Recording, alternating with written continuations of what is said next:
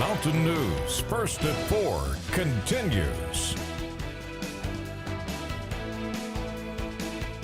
Strong winds and heavy rain could impact our region through the evening hours. We continue our severe weather alert day coverage. Meteorologist Evan Hatter has a quick look at what to look out for in the next few hours. Evan.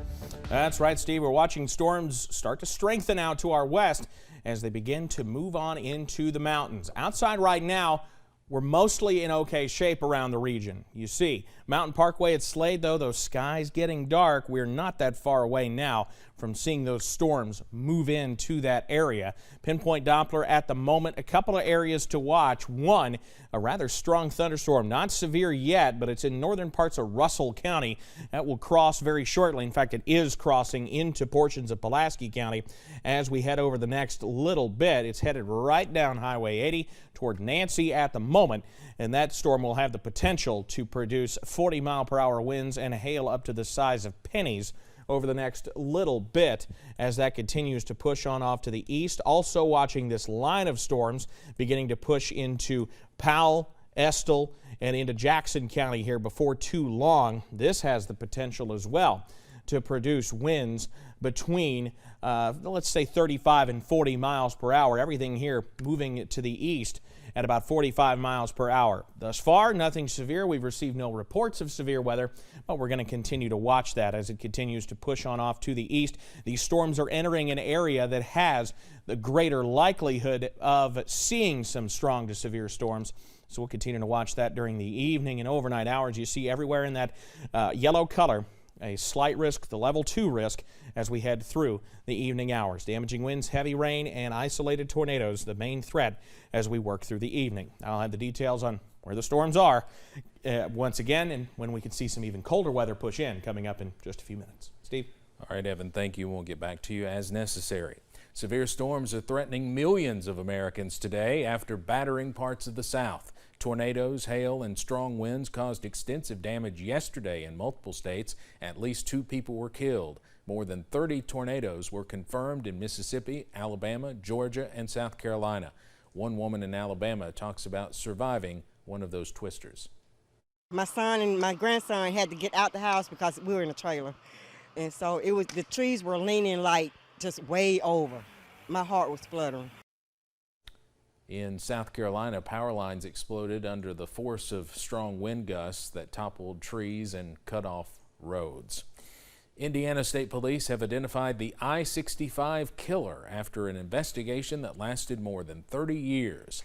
Harry Edward Greenwell is the man police say murdered Vicki Heath, Margaret Peggy Gill, Jean Gilbert, and assaulted another woman, all between 1987 and 1990. Detectives say Greenwell had an extensive 35-year criminal history and died in Iowa in 2013.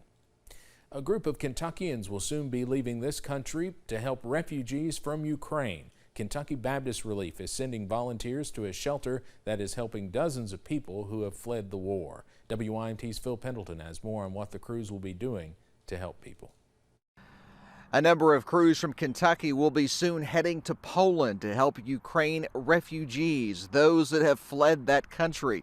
Kentucky Baptist Relief has done volunteer work all over the United States, usually helping in hurricanes and tornado zones, but now it's a much different kind of assignment. Millions of people have left Ukraine for safety, mostly women and children looking for a safe place. Poland has accepted many of them, and shelters are full. Kentucky Baptist will leave a week from Sunday to help cook meals, clean, and help those in shelters in various ways. They're going to meet many of their physical needs, but Ron Crow with Baptist Relief says they hope to help in more ways than that. We've never experienced things like that, so we're going to minister to people in a way that we really don't understand, but we know God who does. The first team leaves on Easter Sunday. They'll be going out every so often after that. We are told that the teams are small because housing is limited.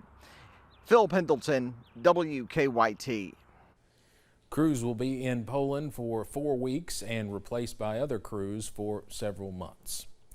The U.S. and European allies are once again escalating economic pressure on Russia as Ukraine reports growing evidence of war crimes. The Biden administration is also sanctioning Russia's largest financial institution, and the president is signing an executive order banning new investment in Russia.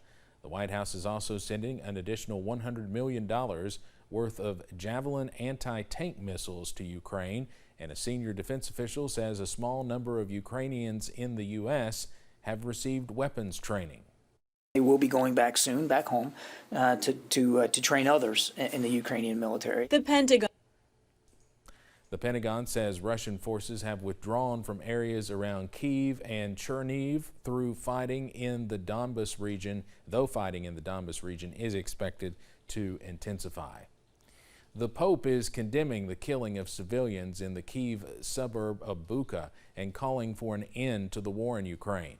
You can see Pope Francis hold up a war-stained Ukrainian flag there, saying it came from the martyred city of Bucha. A dozen Ukrainian children were invited on stage with the Pope, who then kissed the flag.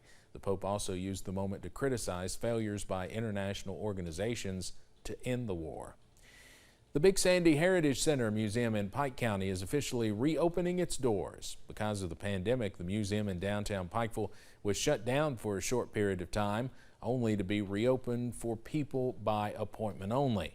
Now the museum is returning to its pre-pandemic hours. The museum hosts thousands of items on exhibit, ranging from Hatfield and McCoy displays, local World War II veteran exhibits, and Native American tools and jewelry found within Pike County.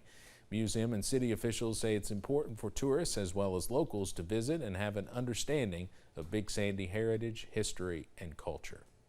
Our history tells us who we are and how we got to where we are.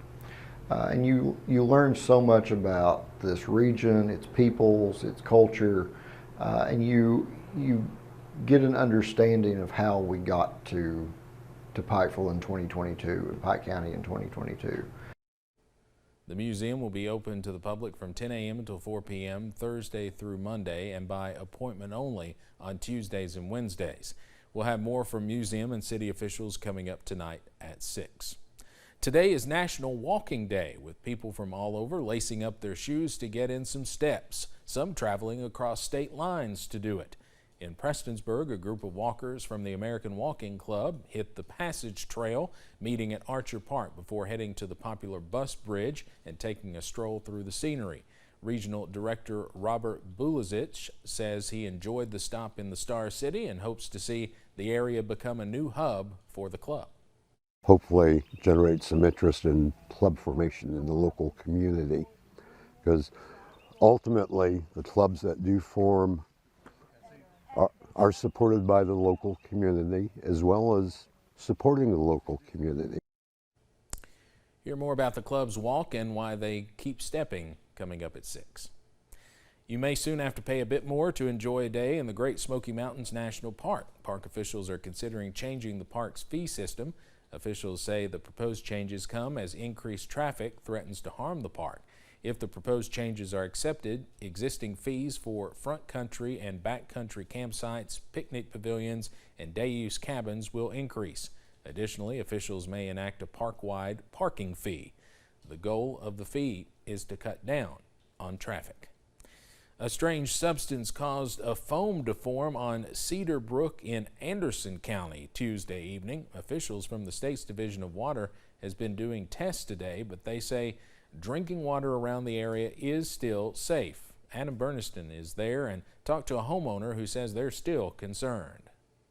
I'm here along Cedar Brook, where conditions were much worse Tuesday evening, but still there is some mysterious substance in this creek that, as you can see behind me, is still causing it to foam up. This has some homeowners concerned about the impacts this substance could bring. According to Danny Robinson and his wife, who live along the creek, it all started around 6:30 Tuesday evening, and what they say started as a small bit of foam turned into several inches deep of foam completely covering Cedar Brook. Robinson says it lasted for about 4 hours before it started to clear up, but while I was out there Wednesday afternoon, the foam returned. While officials are still assessing what is causing this to occur, Robinson is concerned it could hurt the creek's ecosystem. Crawfish, minnows, The wild ducks stay back here. We have Muscovy duck. He's been roosting in a tree with limited in the creek, so he actually knows something wasn't right. But it's normally a healthy creek, and of course, as spring comes, we'll see. Now, Cedar Brook does eventually flow into the Kentucky River just downstream from where the Lawrenceburg Water Treatment Facility sits. But so far, officials are saying water is still safe and clean to drink. In Anderson County, meteorologist Adam Bernison, WKYT. The State Environmental Board says there's been an effect to wildlife. Now, April marks the month in which we focus on autism awareness, and supporters say there should be a spotlight shining on autism acceptance as well. Approximately 1 in 44 children in the U.S. is diagnosed with autism spectrum disorder, or ASD. The latest estimates from the CDC report that ASD begins at a young age and can last throughout a person's life.